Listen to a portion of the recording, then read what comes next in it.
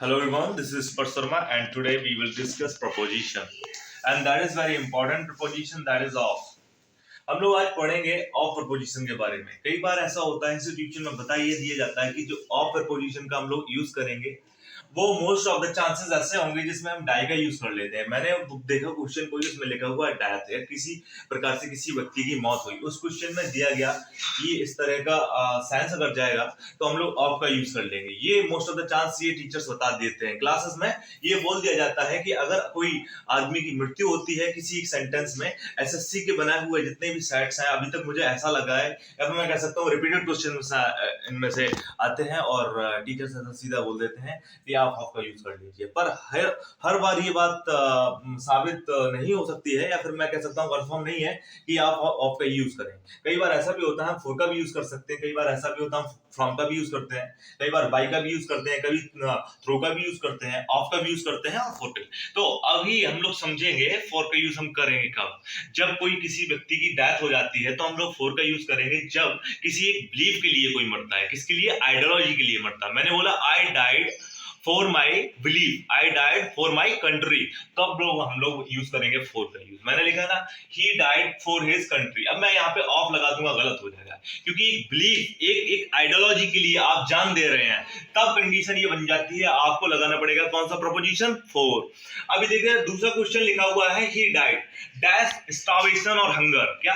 एक भूख या स्टार्वेशन, किसी इस तरह की कोई कंडीशन बन जाती है जिसकी वजह से मौत होती है, तो मैं कह सकता हूं वहां पे मैं ऑफ का यूज कर दूंगा। 100% मैं ऑफ का यूज करूंगा। किसका करूंगा? ऑफ का यूज करूंगा। मैंने क्वेश्चन नंबर 3 लिखा ही डाइड ऑफ कैंसर, यानी कितनी भी डिसीजेस हैं, कितनी भी डिसीजेस हैं, मान लीजिए कैंसर है, मान लीजिए फीवर है, मान लीजिए मलेरिया है, मान लीजिए ड्रॉट है, मान लीजिए रिकेट्स है, मान लीजिए डॉट्स है, कितनी भी बीमारियां हो सकती हैं, उन सारी बीमारियों के पहले जो हम लोग प्रपोजिशन यूज करेंगे वो है बेटा ऑफ। क्या है?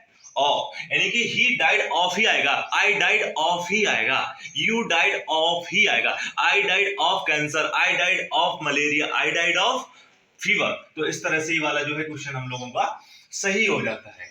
क्वेश्चन नंबर 4 इसमें लिखा हुआ he died from over eating. अब हम लोगों ने यहाँ फ्रॉम क्यों लगाया, इसका कारण क्या कि अगर हम लोग ओवर ड्रिंकिंग की बात करें, ओवर ईटिंग की बात करें, किसी इस तरह की जो मतलब मैंने देखा और किसी इस तरह की डेथ हो जाती है जिस तरह की, मतलब मैं जबरदस्ती किसी चीज को जानते हुए भी उसको मतलब एक प्रोसेस के थ्रू मतलब मौत हो जाए, मतलब जब कोई डिसीज नहीं है आपको पर आप अननेचुरली आप ऐसा कर रहे हैं जिससे आपकी मौत हो जाए, है ना, तब ये कंडीशन बन जाती है, फ्रॉम का यूज कर लेते हैं हम लोग। इसमें लिखा हुआ है he died from over drinking, क्योंकि जो ओवर ड्रिंकिंग है वो एक बीमारी नहीं है, ये चीज हमें समझनी पड़ेगी। ओवर ड्रिंकिंग क्या है?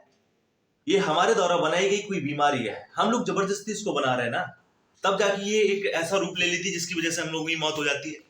क्लियर है बेटा? तो जबरदस्ती कोई चीज बनाई जाए तो वो मोस्ट ऑफ द चांस होंगे कि फ्रॉम लगाएंगे हम लोग। क्लियर बेटा? अगला क्वेश्चन लगा question number 5 he died dash by violence. अब यहाँ पे क्या लगाऊं मैं? वाई लगा दूंगा। क्यों लगा दूंगा? ही डाइड बाय वायलेंस, यानी कि वो मरा किससे? वायलेंस, यानी कि झगड़े से मरा। मान लो घर में क्या हो जाता है, डिस्प्यूट हो जाता है, कभी कोई झगड़ा हो जाता है, कभी कोई लड़ाई हो जाती है, तो इस कंडीशन में किसी की मौत होगी तो उसके पहले हम लोग लगाएंगे प्रपोजिशन वाई। क्या लगाएंगे बेटा? वाई। यहाँ पे लेकिन ही डाइड बाय वायलेंस, है ना, वो किस वजह से मर गया? क्योंकि वहां पर यूज हो रहा है वायलेंस या डिस्प्यूट, कोई दिक्कत हो रही है, सुसाइड कर लिया किसी ने, तो हम लोग वाई बोलेंगे। क्या होगा? He died of suicide, he died of sorry bye suicide बोलेंगे, ऑफ नहीं लगाएंगे। अभी यहाँ पे लिखा हुआ 6th क्वेश्चन ही डाइड थ्रू निग्लेक्ट, है ना, वो निग्लेक्ट होने के कारण मर गया, मतलब उसने निग्लिजेंट, मतलब निग्लिजेंट क्या मतलब होता है? लापरवाही। अगर आप लापरवाही करेंगे तो वहां आप बाई का यूज नहीं करें, कभी आप फ्रॉम का यूज नहीं करेंगे, कभी आप ऑफ का यूज नहीं करेंगे। जब आप लापरवाही करेंगे तो थ्रू, है ना, he died through negligent, he died through carelessness, इस तरह की चीजें हम लोग यूज करेंगे। प्रपोजिशन समझ में आया?